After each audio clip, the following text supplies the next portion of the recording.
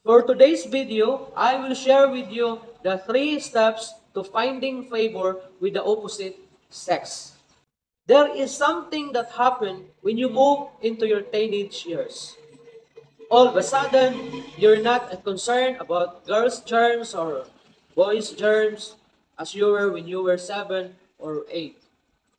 During your teens, God slowly prepares you to someday enter into the covenant of marriage. It is important that you learn how to properly treat and respect the opposite sex, since you will eventually live with one of them forever.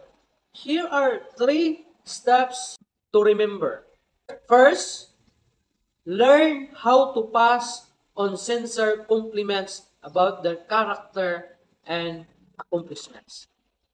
Make them feel appreciated for who they are and what they work hard to achieve.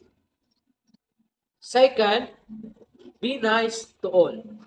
Don't become a snob or stuck up because you only associate. Second, be nice to all.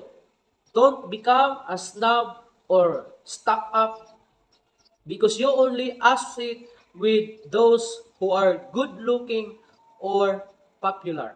Remember, Jesus died and shed his blood for every person, not just the ones he liked. Third, show respect and purity physically. Your body belongs to you.